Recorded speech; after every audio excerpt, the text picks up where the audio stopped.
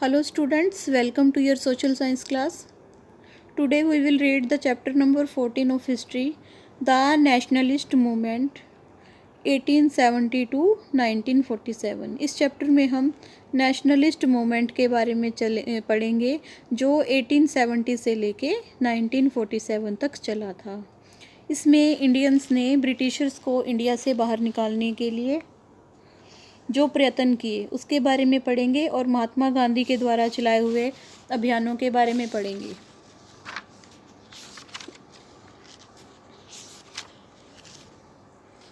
Let's start with our first topic.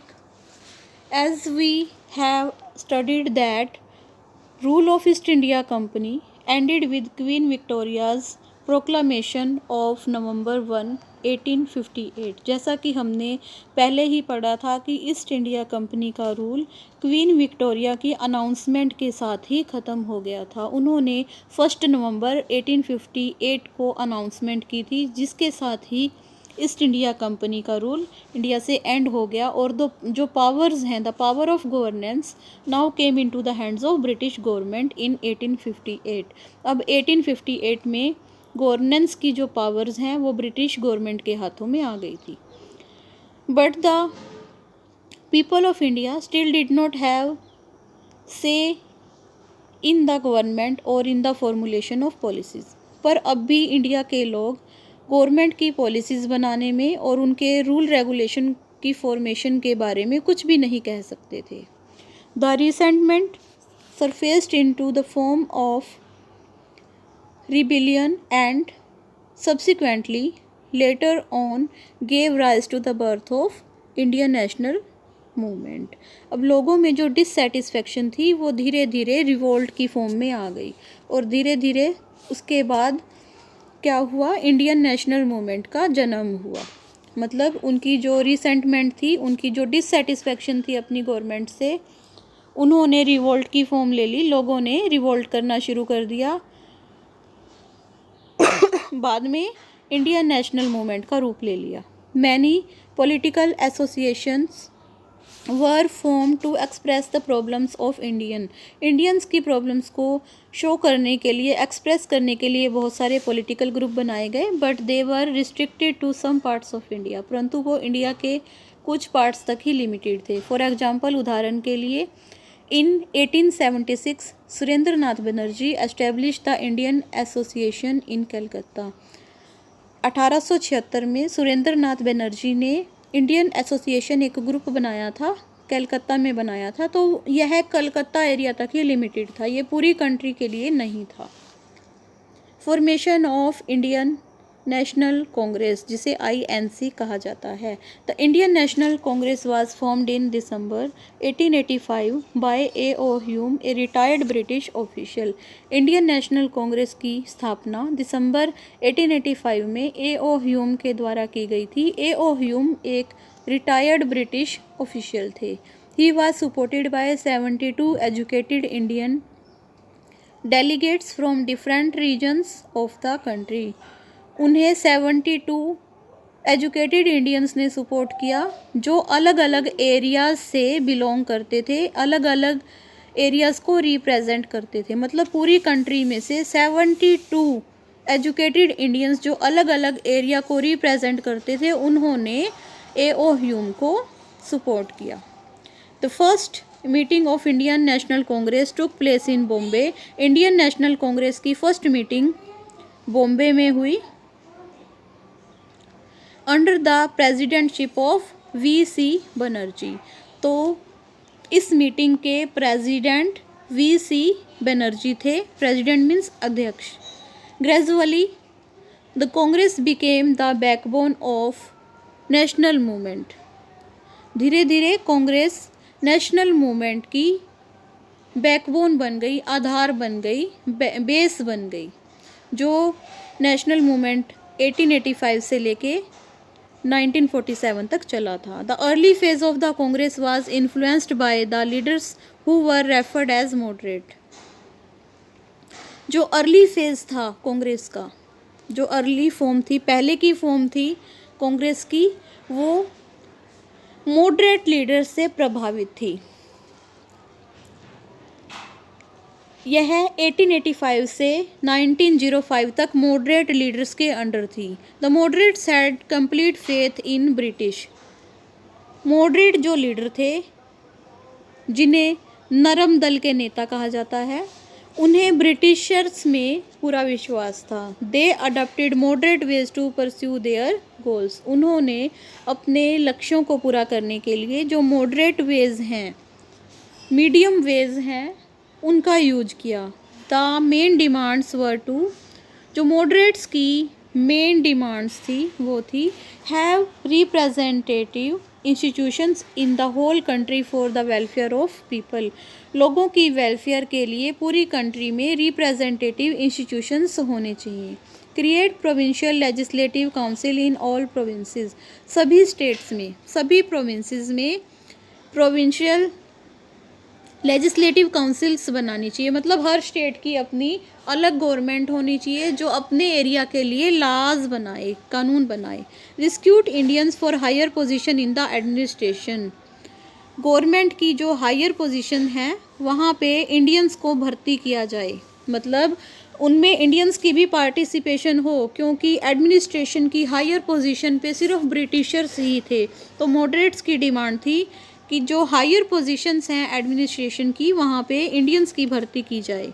Hold civil service examination in India. India में civil service examination held करना चाहिए ताकि जो leaders हैं, जो हायर पोस्ट पे एडमिनिस्ट्रेटिव हैं, वो क्वालिफिकेशन के अकॉर्डिंग बने।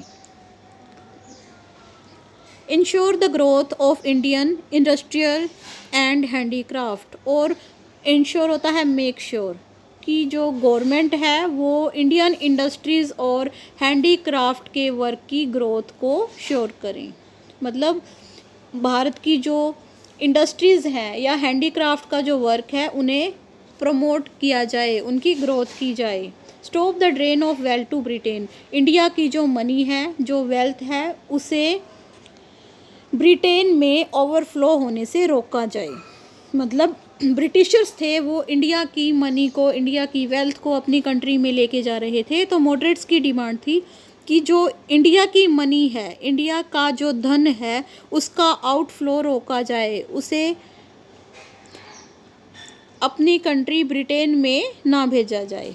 And the exploitation of Indian resources and people. India के रिसोर्सेज के साथ और इंडिया के लोगों के साथ जो इल ट्रीटमेंट हो रहा है, एक्सप्लॉयटेशन हो रहा है, मिसबिहेव हो रहा है, उसे एंड किया जाए, उसे रोका जाए।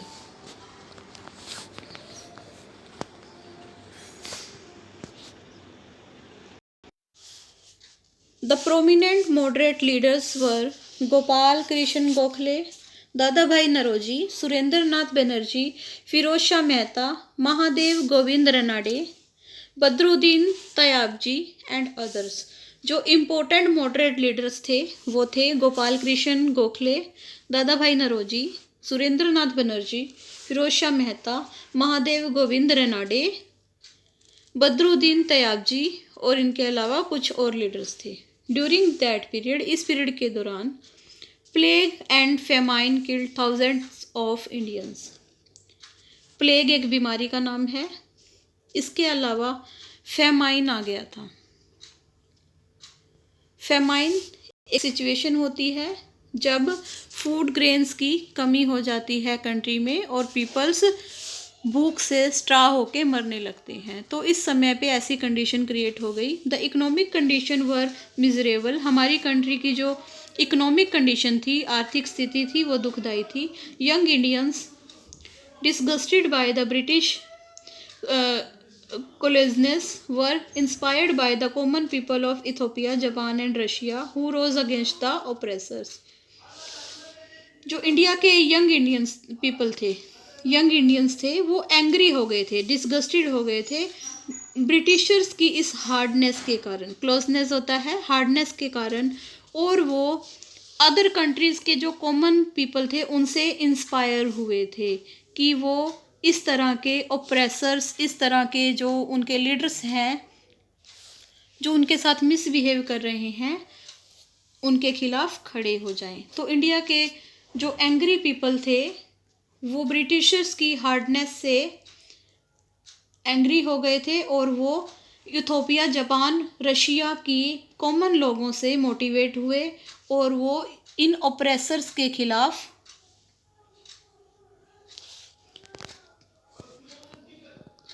जो ऑपरेसर्स थे, जिन्हें हम डिक्टेटर कहते हैं, इनके खिलाफ खड़े हुए। अरविंद घोष, लाला Lajpat Rai, Bal Gangadhar Tilak and Bipin Chandrapal emerged as new leaders and were known as radicals.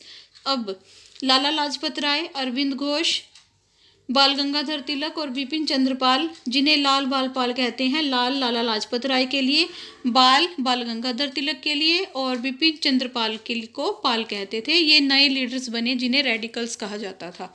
They did not believe in appeal, यह रिक्वेस्ट करने में, अपील करने में विश्वास नहीं रखते थे। दे बिलीव इन एक्शन, यह एक्शंस में विश्वास रखते थे। उन्होंने प्रोटेस्ट किया, हड़ताल की और स्लोगन बोले। उन्होंने गवर्नमेंट का ऑब्जेक्शन किया, हड़तालें की, स्ट्राइक की, नारेबाजी की, स्लोगन बोले। They propagated Indian culture and Hinduism, इसके बाद उन्होंने इंडियन कल्चर और हिंदुइज्म को प्रोपोगेट किया, हिंदुइज्म का प्रचार किया। Do you know the moderates believe in the ideas rather than actions, जो मॉडरेट थे वो एक्शंस के अलावा आइडियाज़ में बिलीव करते थे। मतलब जो मॉडरेट लीडर थे, जो अर्ली फेज़ के लीडर थे कांग्रेस के, वो आइडियाज़ में बिलीव करते थे, वो एक्शंस में बिलीव नहीं करते थे। उन्होंने 3 P's की पॉलिसी चलाई। They followed the policy of 3 P's। 3 P's कौन कौन से थे? Prayer, petition and protest. The critics term their policy as political begging, जो क्रिटिक्स हैं इनकी आलोचना करते हैं, उन्होंने इनकी पॉलिसी को पॉलिटिकल बैगिंग कहा, राजनीतिक भीख कहा, कि आप लोग प्रेयर करते हो, पेटिशन करते हो, रिक्वेस्ट करते हो और प्रोटेस्ट करते हो, सिर्फ ऑब्जेक्शन करते हो, मतलब आइडियाज़ में ही बिलीव करते हो, ये पॉलिटिकल बैगिंग है। इस बाद में जो रेडिकल्स अमर्ज हुए थे, जिन्हें लाल बाल पाल कहा जाता है, वो आइडियाज़ में बिलीव नहीं करते थे, वो एक्शंस में बिलीव करते थे। Bankim Chandra Chatterjee song Vande Mataram was sung in 1886 for the first time. Bankim Chandra Chatterjee ji ने एक सॉन्ग लिखा जिसका नाम है वंदे मातरम। यह 1886 में पहली बार गाया गया था। Next topic is partition of Bengal, Bengal का विभाजन। जो अब के समय में बंगाल है, पहले समय में यह बहुत बड़ा था। इसको ब्रिटिशर्स ने डिवाइड किया था, East Bengal and West Bengal. West Bengal अब हमारी कंट्री में है और इसका जो अदर पार्ट है वो हमारी कंट्री में नहीं है। तो उस समय पे बंगाल की पार्टीशन की थी ब्रिटिशर्स ने। In order to weaken the national movement को कमज़ोर करने के लिए the British attacked the Hindu Muslim unity, Britishers ने हिंदू और मुस्लिम्स की यूनिटी पर अटैक किया।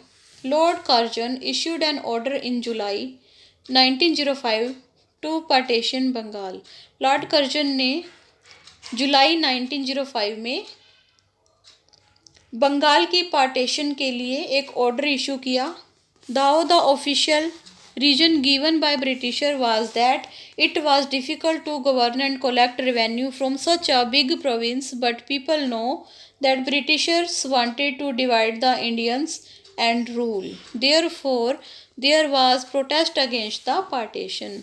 ब्रिटिशर्स ने, लॉर्ड कर्जन ने बंगाल के विभाजन का ऑफिशियल रीजन बताया कि वो बंगाल को क्यों डिवाइड कर रहे हैं। उन्होंने कहा कि ये एक बहुत बड़ा प्रोविंस है, बहुत बड़ा स्टेट है, इतने बड़े स्टेट पर गवर्नमेंट चलाना बहुत डिफ़िकल्ट होता है, टैक्स कलेक्ट करना डिफ़िकल्ट होता है, इसीलिए वो इस प्रोविंस को की पार्टीशन कर रहे हैं, इसे 2 भागों में बांट रहे हैं।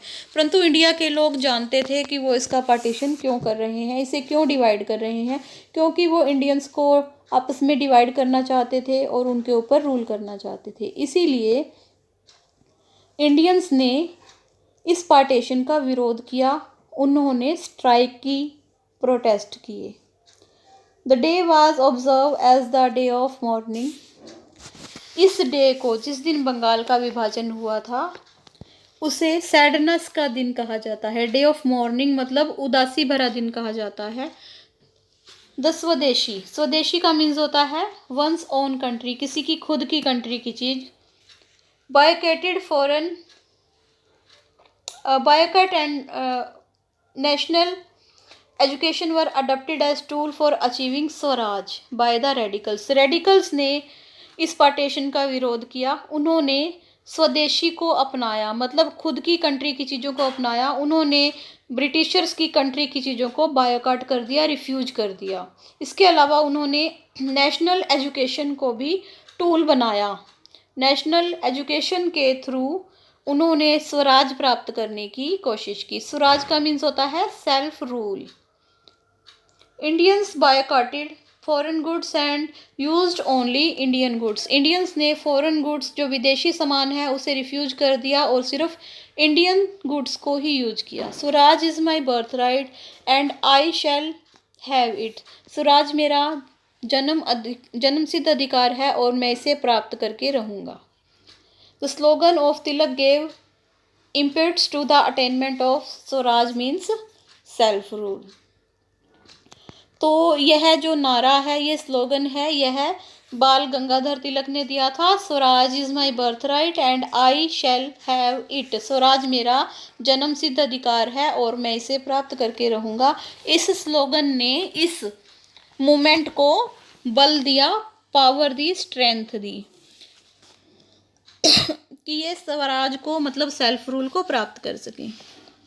Students played an important role in this movement by boycotting classes and picketing shops selling foreign goods. Students ने भी इम्पोर्टेंट रोल प्ले किया इस मूवमेंट में। उन्होंने जो क्लासेस हैं उनका बायकॉट कर दिया, क्लासेस में जाने से मना कर दिया। इसके अलावा उन्होंने जो दुकानें फॉरेन गुड्स मतलब विदेशी सामान बेच रही थी वहाँ पे धरने दिए। Many women also joined procession and picketing. बहुत सारी वुमेन्स ने भी इस तरह के प्रोसेशन को, जुलूस को और धरनों को ज्वाइन किया। You can see in this map Bengal in 1904। 1904 में बंगाल कितना बड़ा था और 1905 से लेके 1911 तक बंगाल कितना था। तो उन्होंने बंगाल को वेस्ट बंगाल और ईस्टर्न बंगाल में डिवाइड कर दिया था।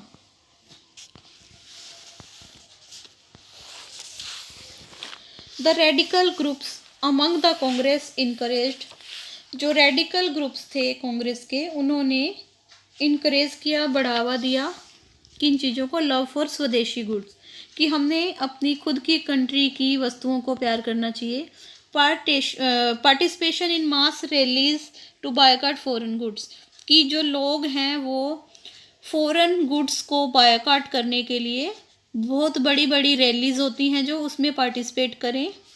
Boycott of government services schools and colleges, तो उन्होंने लोगों को इनकरेज किया कि वो गवर्नमेंट सर्विस, स्कूल और कॉलेजेस का बायकॉट करें, उन्हें रिफ्यूज करें। Surrender of title conferred by the British, Britishers ने इंडियंस को जो टाइटल दिए हैं वो उन टाइटल्स को भी रिफ्यूज कर दिए।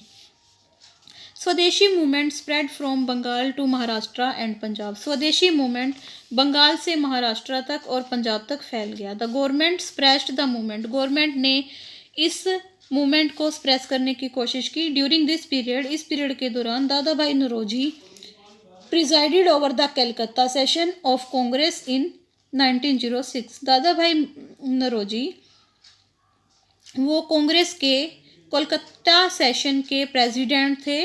उन्होंने कांग्रेस की मीटिंग बुलाई 1906 में।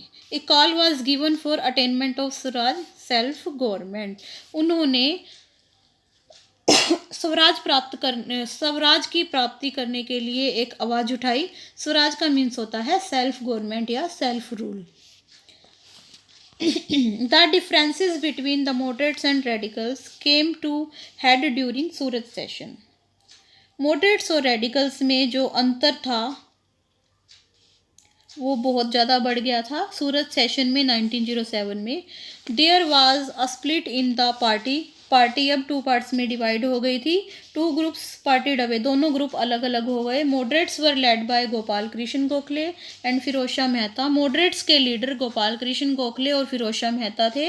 Radicals were referred as the extremist. Extremist होते हैं डेंजरस पर्सन, मतलब a person who has extreme political opinion, वो पर्सन जिनके अपोजिट पॉलिटिकल ओपिनियन होते हैं। दे वर लेड बाय लाल बाल एंड पाल। जो रेडिकल्स के लीडर थे वो लाल बाल पाल थे। क्वेश्चन पूछा जाता है बेटा एग्जाम में, when Congress was partied into 2 groups in 1907 in Surat session.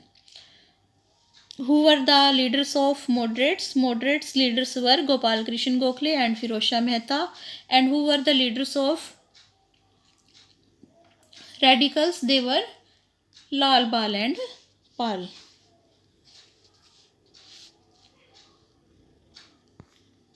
Do you know many Indian leaders and Indian supporters living abroad sought anti-British help from various countries. बहुत सारे इंडियन लीडर जो दूसरे देशों में रहते थे उन्होंने उन दूसरे देशों से, अदर कंट्रीज से इंडियंस के लिए हेल्प मांगी थी कि वो उन्हें ब्रिटिशर्स को इंडिया से बाहर निकालने में हेल्प करें।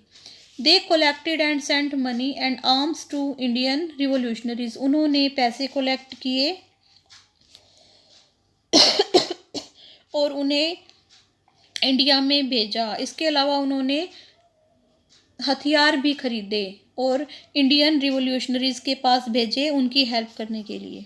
प्रोमिनेंट अमंग देम, उनमें से जो प्रोमिनेंट थे, इम्पोर्टेंट थे, लाला हरदयाल, मैडम बीकाजी कामा, सरदार सिंह राणा, भाई परमानंद, वी.डी. सावरकर एटसेट्रा। ये कुछ लीडर्स थे जो अदर कंट्रीज़ में रहते थे। उन्होंने ब्रिटिशर्स के ख़िलाफ़ अदर कंट्री के लोगों की हेल्प मांगी। उन्होंने उनसे पैसे कलेक्ट किए और हथियार खरीदे और जो इंडियन क्रांतिकारी लोग थे, रिवोल्यूशनरीज थे, उनको भेजे ताकि वो इस रिवोल्यूशन में अच्छे से पार्टिसिपेट कर सकें। Formation of Muslim League. The Britishers were practicing the policy of divide and rule to weaken the nationalist movement. Britishers divide and rule की पॉलिसी को प्रैक्टिस कर रहे थे इंडियन नेशनल मूवमेंट को कमज़ोर करने के लिए। They encourage the Muslim to form a separate organisation of their own. उन्होंने मुस्लिम्स को इनकरेज किया, मोटिवेट किया कि वो अपना एक अलग से ग्रुप बनाएं, अपनी अलग से एक ऑर्गेनाइजेशन बनाएं। Muslim League was formed in 1906 by Aga Khan. Muslim League की स्थापना आगा खान के द्वारा 1906 में की गई। आगा खान कौन थे? The religious head of Muslim sect and Nawab Salamuddin of Dhaka. तो जो आगा खान थे वो मुस्लिम्स के रिलीजियस हेड थे, मुस्लिम धर्म के जो धार्मिक लीडर थे। इसके उनका साथ किन्होंने दिया था? नवाब सलामुल्लाह ने, जो ढाका से बिलोंग करते थे। तो मुस्लिम लीग की स्थापना आगा खान और नवाब सलीमुल्लाह ऑफ ढाका के द्वारा की गई। आगा खान रिलीजियस हेड थे मुस्लिम सेक्ट के। मुस्लिम लीग की स्थापना 1906 में की गई थी। ब्रिटिशर्स ने उन्हें इनकरेज किया था मुस्लिम्स को कि वो अपनी अलग से ऑर्गेनाइजेशन बनाएं, तो उन्होंने इंडियंस को डिवाइड कर दिया हिंदू और मुस्लिम्स में, ताकि उन जो नेशनलिस्ट मूवमेंट है वो वीक हो जाए। Morley Minto reforms. Morley Minto एक अंग्रेज का नाम है जिसने सुधार किए थे 1909 में। The British government announce Morley Minto reforms to pacify the moderates. Moderates leader बहुत एंग्री थे, डेंजरस पर्सन थे, तो उन्हें शांत करने के लिए, काम करने के लिए ब्रिटिश गवर्नमेंट ने मॉरले मिंटो रिफॉर्म्स इंट्रोड्यूस किए, अनाउंस किए। But the reforms did not pay any heed to the demand of Indians for Swaraj.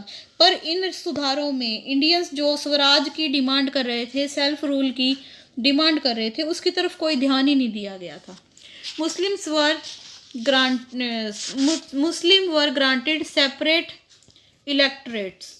अब मुस्लिम को अलग से रिप्रेजेंटेशन प्रोवाइड किया गया कि मुस्लिम्स के अलग से रिप्रेजेंटेटिव बनेंगे, अलग से लीडर बनेंगे। This reform was further threat to the Hindu Muslim unity in the national movement. अब ये और अधिक खतरा बन गया था हिंदू मुस्लिम यूनिटी के लिए, मतलब जो इस तरह से अलग अलग इलेक्शन करवाना हिंदू मुस्लिम यूनिटी के लिए बहुत अधिक खतरा बन गया था, जिससे जो नेशनल मूवमेंट है उसकी जो यूनिटी है वो कमज़ोर हो सकती थी। The moderates opposed it, moderates ने इसका विरोध किया। And the struggle for Swaraj became more intense, और जो स्ट्रगल था स्वराज के लिए जो पीपल डिमांड कर रहे थे वो और ज़्यादा एक्सट्रीम हो गई, और ज़्यादा पैशनेट हो गई, जुनून भरी हो गई। तो ब्रिटिशर्स ने रिफॉर्म्स में भी हिंदू मुस्लिम यूनिटी को नुकसान पहुंचाने की कोशिश की। उन्होंने उनके इलेक्ट्रल इलेक्शन अलग अलग कर दिए कि अलग अलग रिप्रेजेंटेटिव इलेक्ट होंगे। तो यह इंडियन नेशनल मूवमेंट की यूनिटी के लिए और अधिक खतरा बन गया था। मॉडरेट्स ने इनका विरोध किया और उन्होंने और अधिक जुनून के साथ स्वराज की डिमांड करनी शुरू कर दी। Thank you. In our next video we will read about home rule league, Lucknow pact and so on other topics. Have a nice day.